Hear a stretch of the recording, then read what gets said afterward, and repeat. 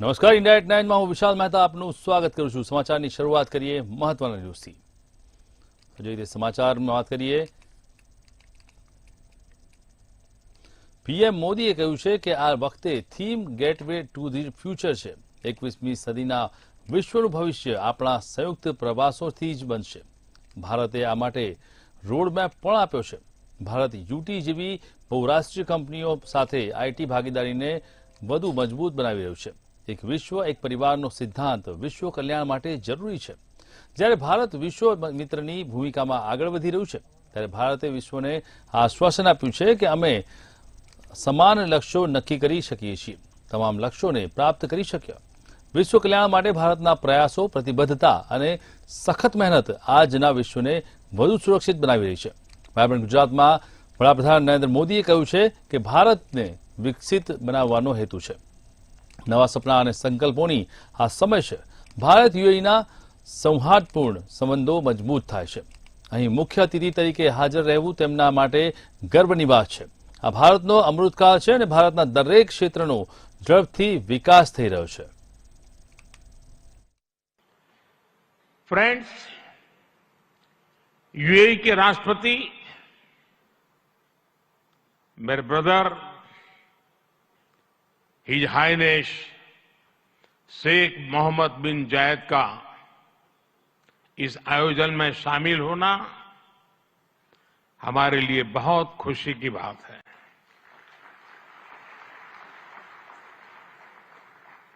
Vibrant Gujarat में इस summit में उनका यहां चीफ गेस्ट के तौर पर उपस्थित होना भारत और यूएई के दिनों दिन मजबूत होते आत्मीय संबंधों का प्रतीक है।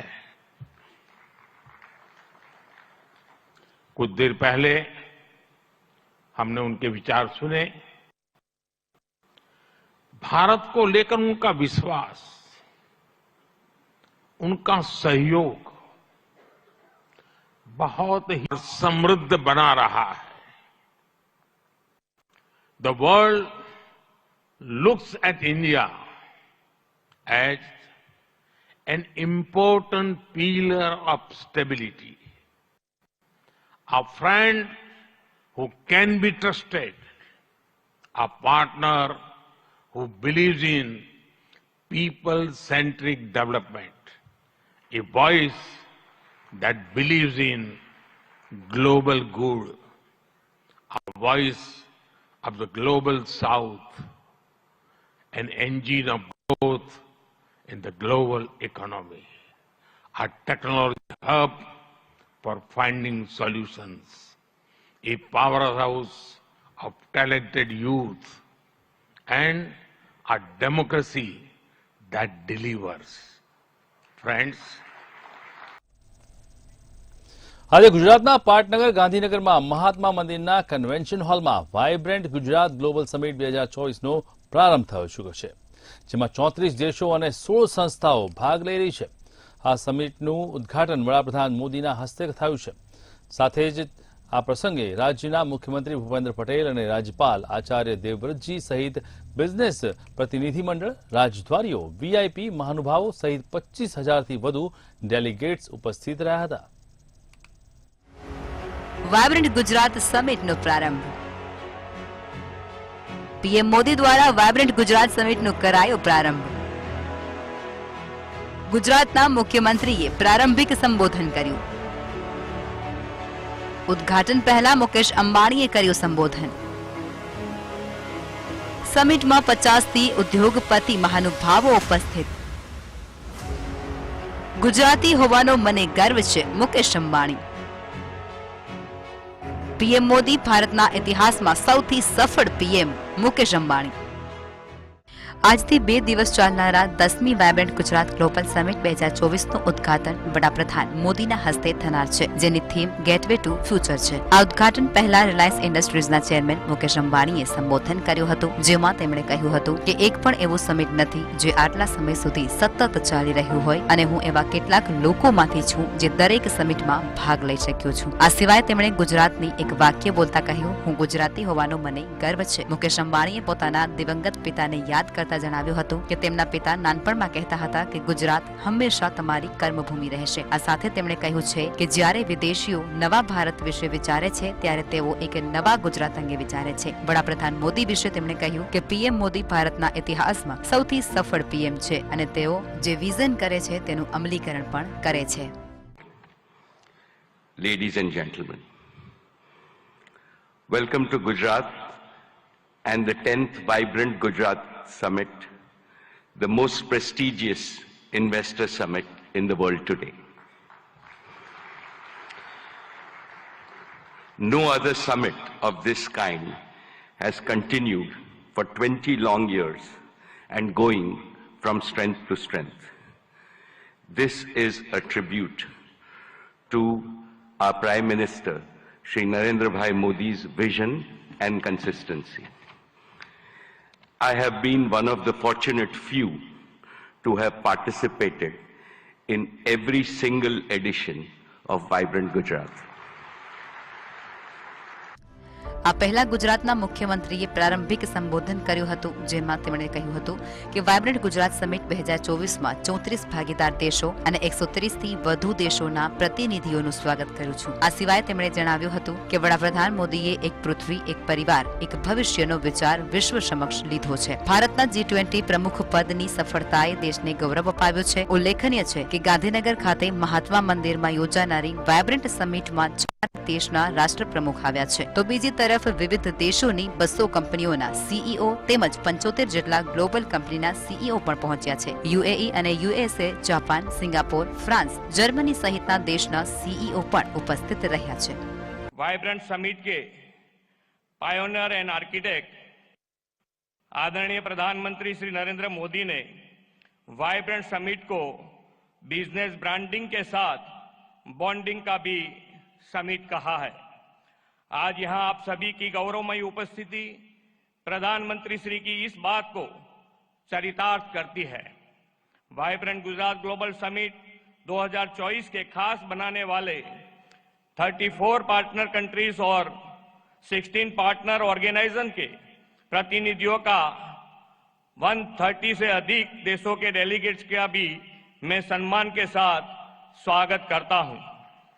Global industries and business community के चेयरपर्सन, सीईओज तथा सीनियर रिप्रेजेंटेटिव्स का भी गुजरात की धरती में स्वागत है. સમિટના ઉદ્ઘાટન કાર્યક્રમ સહિત સેમિનારમાં આજે હાજર રહેવા માટે 50 થી 75 જેટલા સીઈઓનું કન્ફર્મેશન પણ મળી ગયું હતું.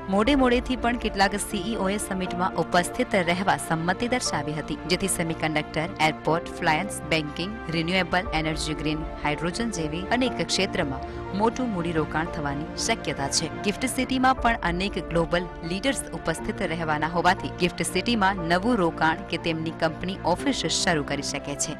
બ્યુરો રિપોર્ટ, મંતવ્ય ન્યૂઝ.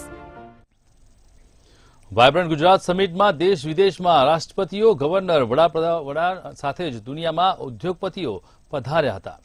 ત્યારે બિઝનેસમેન ગૌતમ અદાણી પણ વાયબ્રન્ટ સમિટમાં ભાગ લીધો. તેમણે તેઓને જણાવ્યું છે કે 2014થી ભારતની જીડીપી 185% વધી છે. વાયબ્રન્ટ ગુજરાત સમિટમાં ઉદ્યોગપતિ ગૌતમ અદાણીએ કહ્યું હતું કે દરેક વાયબ્રન્ટ સમિટમાં ભાગ લેવાનો મને ગર્વ છે. તેમજ 2014થી ભારતનો જીડીપી અને કેપિટલ ઇન્કમમાં વધારો થયો છે. ત્યારે સોલાર એનર્જી અને G20ના કારણે એક બેન્ચમાર્ક સેટ થયો છે. હજુ ઘણું બધું સારું છે. આગામી 2025 સુધીમાં 55,000 રોકાણકારોના લક્ષ્યાંકમાંથી 50,000 કરોડનું રોકાણ કરવામાં આવશે.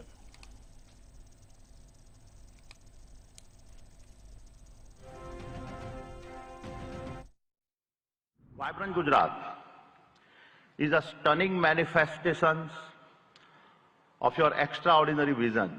Honorable Prime Minister, your achievements on the international stage are equally remarkable. You have taken us from a country seeking a voice on a global platforms to a nation that now creates the global platforms. Vibrant Gujarat is a stunning manifestation of your extraordinary vision.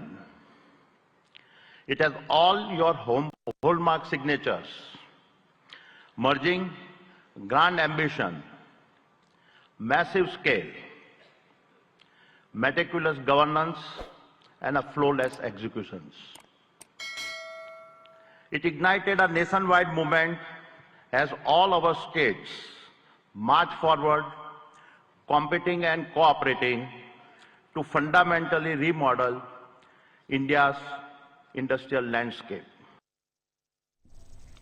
Vibrant Gujarat સમિટમાં દેશ વિદેશના ઉદ્યોગપતિ અને કંપનીઓના CEO સહિતના દિગ્ગજ નેતાઓ હાજર રહ્યા હતા. આ દરમિયાન સુઝુકી મોટર્સના પ્રમુખ તોશીહિરો સુઝુકીએ વાયબ્રન્ટ ગુજરાત ગ્લોબલ સમિટ 2024માં આમંત્રિત થવા બદલ સન્માન વ્યક્ત કર્યું હતું અને છેલ્લા એક દાયકામાં ભારતીય ઓટોમોબાઈલ માર્કેટની નોંધપાત્ર વૃદ્ધિની પ્રશંસા કરી હતી. વડાપ્રધાન નરેન્દ્ર મોદીના મજબૂત નેતૃત્વ અને અવિશ્વસનીય સમર્થનને સ્વીકારતા સુઝુકીએ ભારપૂર્વક કહ્યું છે કે ભારત હવે વૈશ્વિક સ્તરે ત્રીજા સૌથી મોટા ઓટોમોબાઈલ માર્કેટ તરીકેનું સ્થાન ધરાવે છે. સુઝુકીએ જણાવ્યું હતું કે સુઝુકી જૂથનું પ્રથમ બેટરી ઇલેક્ટ્રોનિક વાહન આ વર્ષના અંત સુધીમાં સુઝુકી મોટર્સ ગુજરાતમાંથી બહાર પાડવા આવશે. અમે આ મોડલને માત્ર ભારતમાં જ નહીં પરંતુ જાપાન અને યુરોપિયન દેશોમાં પણ નિકાસ કરવાની યોજના બનાવી રહ્યા છીએ.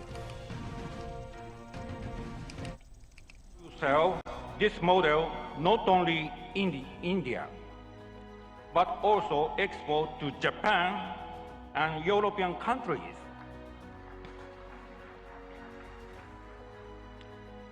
Secondly, to expand our VEV production in future, Suzuki Group will invest 3,200 crore rupees in Suzuki Motor Gujarat to add a new fourth production line, which can produce 2.5 lakh units a year. This will increase the annual production capacity of Suzuki Motor Gujarat from the current 7.5 lakh to 1 million units.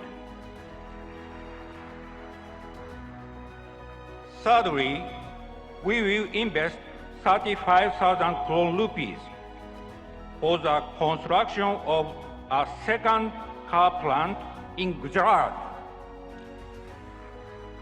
which would produce another 1 million units per year. As a result, the annual production capacity in Gujarat will be 2 million units. Tata સન્સના chairman N Chandrashekhar બુધવારે જણાવ્યું કે ટાટા જૂથ ગુજરાતના ધોલેરામાં semiconductor factory બનાવશે. અહીં આયોજિત vibrant Gujarat global સમિટની 10મી આવૃત્તિમાં બોલતા ચંદ્રશેખરે જણાવ્યું છે કે જૂથ 2 મહિનામાં આણંદમાં લિથિયમ આયન બેટરીના ઉત્પાદન માટે 20 ગીગાવોટની ગીગા ફેક્ટરી શરૂ કરવા જઈ રહ્યું છે.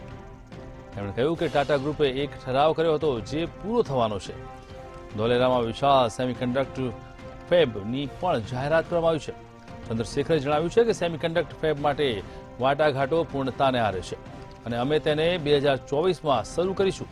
સેમિકન્ડક્ટર સિલિકોન ચિપ હોય છે અને તેનો ઉપયોગ કોમ્પ્યુટર, મોબાઈલ, ઇલેક્ટ્રોનિક ગેજેટ અને વાહનોમાં થાય છે. આ કોઈ પ્રોડક્શનની કંટ્રોલિંગ અને મેમરી ફંક્શનને ઓપરેટ કરે છે. આજકાલની કારોમાં ઘણા હાઈટેક ફીચર્સ છે જે સામેલ કરવા માટે આ ફીચર્સને પણ પૂર્ણ કરવા માટે સેમિકન્ડક્ટરની જરૂર પડે છે. The Tata Group has also made a commitment and is on the verge of concluding and announcing a huge semiconductor fab in Dholera. And we are about to complete this negotiations and start in 2024. In addition to that, the Tata Group is also building, in partnership with the Government of India and Gujarat government, an Indian Institute of Skills Institute, which will be constructed over 3.2 lakh square feet and should be fully operational and will train more than 25,000 professionals every year, primarily in advanced manufacturing, electric vehicles, advanced electronics, and then hospitality. Ram નામની ગુંજ આજે અયોધ્યાથી નીકળીને આખા દેશમાં ફેલાઈ છે, પરંતુ રામ પહેલા અયોધ્યા કેવી હતી, અયોધ્યાને કોણે બસાવી હતી અને શું છે અયોધ્યાનો ઇતિહાસ, જાણીએ અમારા વિશેષ અહેવાલમાં. અયોધ્યાને કોણે વસાવી અને શું છે તેનો ઇતિહાસ?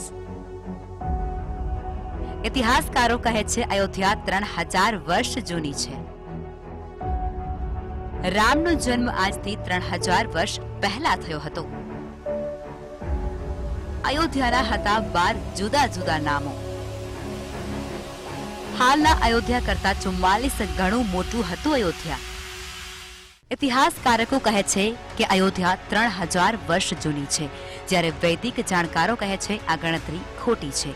વેદ, પુરાણ, ઉપનિષદ અને વાલ્મીકી રામાયણમાં અયોધ્યાનો ઉલ્લેખ તો છે, પરંતુ આ ગ્રંથોના આધારે અયોધ્યાનું આયુષ્ય નક્કી કરવું અસંભવ જ લાગે છે. ઇતિહાસકારોના જણાવ્યા અનુસાર અયોધ્યાનો ઉલ્લેખ જે અથર્વવેદમાં મળે છે તેનું સંકલન 3000 વર્ષ પહેલા પૂરું થયું હશે. તેના કારણે ઇતિહાસકારો માને છે કે રામનો જન્મ આજથી 2500 થી 3000 વર્ષ પહેલા થયો હતો.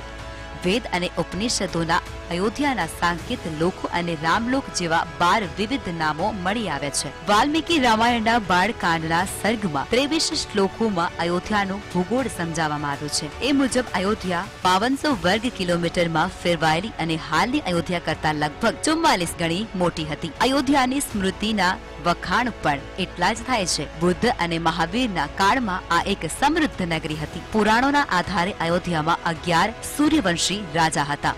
દશરથ 63માં અને રામ અયોધ્યાના 64માં રાજા હતા. રામનો જન્મ નેત્રાત યુગમાં શરૂઆતમાં થયો હતો. દરેક યુગના સમયને જોડીએ તો રામનો જન્મ આજથી લગભગ 8.70 લાખ વર્ષ પહેલા થયો હશે. ઇતિહાસ કહે છે કે અયોધ્યામાં રામ રાજ પછી રાજાઓ બદલાતા રહ્યા અને તેની સાથે જ અહીંના મંદિરોની સ્થિતિમાં પણ ઉતાર ચઢાવ આવતા રહ્યા હતા. બ્યુરો રિપોર્ટ, મંતવ્ય ન્યૂઝ. કોંગ્રેસે મંદિરમાં પ્રાણ પ્રતિષ્ઠાને લઈને કાર્યક્રમ લગતા આમંત્રણને ઠુકરાવ્યું છે. સોનિયા ગાંધી, મલ્લિકાર્જુન ખડગે, કોંગ્રેસના એક પણ નેતા અયોધ્યા જશે નહીં. કોંગ્રેસના જનરલ સેક્રેટરી જયરામ રમેશે આજે નિવેદન આપ્યું છે અને લખ્યું છે કે ગયા મહિને કોંગ્રેસ અધ્યક્ષ મલ્લિકાર્જુન ખડગે પાર્ટી ચેરપર્સન સોનિયા ગાંધી અને કોંગ્રેસ પાર્ટીના નેતા અધીર રંજનને 22 જાન્યુઆરીના અયોધ્યા મંદિરના કાર્યક્રમમાં જોડાવા અંગે આમંત્રણ આપવામાં આવ્યું હતું. તેમણે આગળ લખ્યું છે કે આપણા દેશમાં ભગવાન રામ લાખો લોકો દ્વારા પૂજવામાં આવે છે. ધર્મ એક ખાનગી બાબત છે, પણ આરએસએસ, બીજેપીએ અયોધ્યા રામ મંદિરને રાજનીતિનો એક પ્રોજેક્ટ બનાવ્યો છે. તેમણે લખ્યું છે કે આ અર્ધનિર્મિત મંદિરનું ઉદ્ઘાટન ભાજપ અને આરએસએસના નેતાઓએ ઇલેક્શનને ધ્યાનમાં રાખીને કર્યું છે.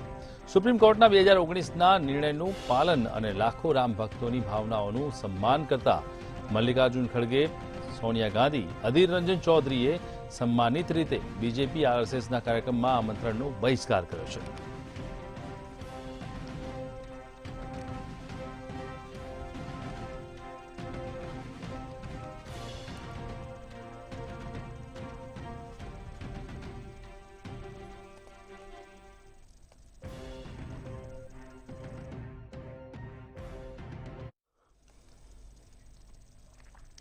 માંડ થાળે પડેલી મહારાષ્ટ્રની રાજનીતિમાં ફરી ગરમાવો આવ્યો છે. મહારાષ્ટ્ર વિધાનસભાના અધ્યક્ષ રાહુલ નાર્વેકરે મુખ્યમંત્રી એકનાથ શિંદે અને તેમના જૂથના ધારાસભ્યો સામે ગેરલાયક ઠેરવવાના કેસમાં ચુકાદો સંભળાવ્યો હતો. ઉદ્ધવ ઠાકરે જૂથને એક મોટો ઝટકો આપતા વિધાનસભા સ્પીકર નાર્વેકરે એવો ફેસલો આપ્યો છે કે અસલી શિવસેના શિંદે જૂથ છે. તેમણે કહ્યું છે કે ચૂંટણી પંચના ચુકાદાને ધ્યાનમાં રાખીને જ આવો ચુકાદો આવ્યો છે. શિવસેનાનું 1999 જે બંધારણ હતું તેને જ માન્ય ગણવામાં આવશે. 2018ના જે સુધારાઓ કરાયો એ અમાન્ય છે. સ્પીકરે શિવસેનાના બળવાખોર જૂથના 16 ધારાસભ્યોની ગેરલાયક ઠેરવી ઉદ્ધવ ઠાકરેની અરજી ફગાવી છે. ધારાસભ્ય પદે લાયક ઠરતા સીએમ શિંદેની ખુરશી બચી ગઈ છે. જે ધારાસભ્યોની સામે અયોગ્યતાથી અરજી કરાઈ હતી તેમાં સીએમ એકનાથ શિંદે સહિત 16 ધારાસભ્યો હતા. 18 મહિના પહેલા શિંદે સહિત 39 ધારાસભ્યોએ તાત્કાલિક મુખ્યમંત્રી ઉદ્ધવ ઠાકરે સામે બળવો પોકાર્યો હતો, જેના કારણે 57 વર્ષ જૂની શિવસેનામાં ભાગલા પડ્યા હતા અને મહાવિકાસ અઘાડી સરકાર પડી ગઈ છે. આ ઘટના બાદ બંને જૂથોએ એકબીજાના ધારાસભ્યોને ગેરલાયક ઠેરવવાની માંગણી કરી અરજીઓ કરી હતી.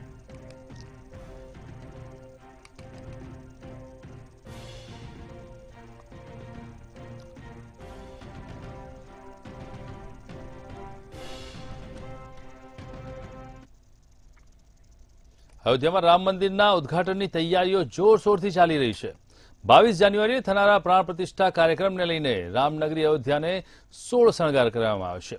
ત્યારે રામના આગમનનો ઉત્સાહ માત્ર દેશના જ નહીં પરંતુ દેશની બહાર વિદેશોમાં પણ સ્થાયી થયેલા રામ ભક્તોમાં પણ જોવા મળી રહ્યો છે. અમેરિકાના હ્યુસ્ટનમાં હિન્દુ અમેરિકન સમુદાયના સભ્યો દ્વારા ભજન કીર્તન અને જય શ્રી રામના સૂત્રોચ્ચાર વચ્ચે વિશાળકાય રેલી ચાલી હતી. આ રેલી રસ્તામાં આવતા 11 મંદિરોમાં રોકાઈ હતી. રામ મંદિર ભારતીય અને અમેરિકન ધ્વજની તસવીરોવાળા બેનર લઈને 500થી વધુ લોકો 216 કારો સાથે વિશાળકાય રેલી કાઢી હતી. આ રેલીએ 100 માઇલનો રસ્તો પસાર કર્યો હતો અને જય શ્રી રામના સૂત્રોચ્ચારની ગૂંજની સાથે આ રેલી કઢાઈ હતી. રેલી 6 કલાકના 11 મંદિરોમાં રોકાણ કરી ગંતવ્ય સાથે પહોંચી હતી.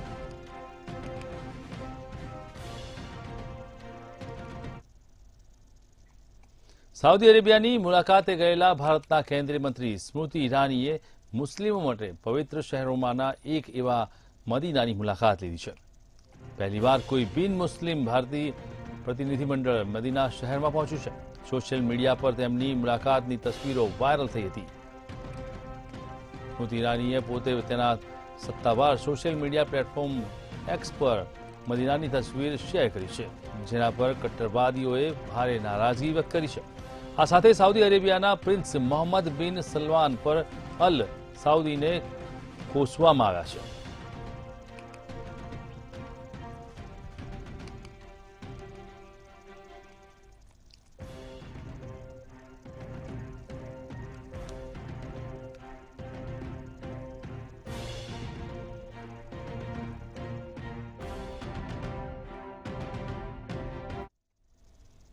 રાજસ્થાનના મંત્રી બાબુલાલ ખરાડીએ બુધવારે લોકોને અત્યંત વાહિયાત સલાહ આપી હતી, જેના લીધે તેમને ચોતરફી ટીકા શરૂ થઈ ગઈ છે. તેમણે લોકોને કહ્યું છે કે તમે વધુમાં વધુ બાળકો પેદા કરો. તેમણે લોકોને આ આશ્વાસન આપતા કહ્યું છે કે તેનાથી તમને કોઈ તકલીફ નહીં પડે, કેમ કે વડાપ્રધાન મોદી તેમને રહેવા માટે છત આપશે. રાજસ્થાનના આદિવાસી ક્ષેત્ર વિકાસ મંત્રી ખરાડીએ કહ્યું છે કે આ પીએમ મોદીનું સપનું છે કે કોઈ પણ ભૂખ્યું અને માથા વગર છત વિના નહીં રહે. ખરાડીની 2 પત્નીઓ અને 8 બાળકો છે, જેમાં 4 દીકરા અને 4 દીકરીઓ છે. ખરાડી કહ્યું છે કે તમારે પણ અઢળક બાળકો પેદા કરવા જોઈએ. પીએમ તમને ઘર આપશે તો પછી સમસ્યા શું છે? જાહેર સભાને સંબોધતા જ્યારે ખરાડીએ આ નિવેદન આપ્યું તો લોકો હસવા લાગ્યા હતા અને ત્યાં હાજર લોકપ્રતિનિધિઓ પર એકબીજાને જોતા જ રહી ગયા હતા. હવે તેમના આ નિવેદન સામે અવનવી પ્રતિક્રિયાઓ અને ટીકાઓનો વરસાદ થઈ રહ્યો છે.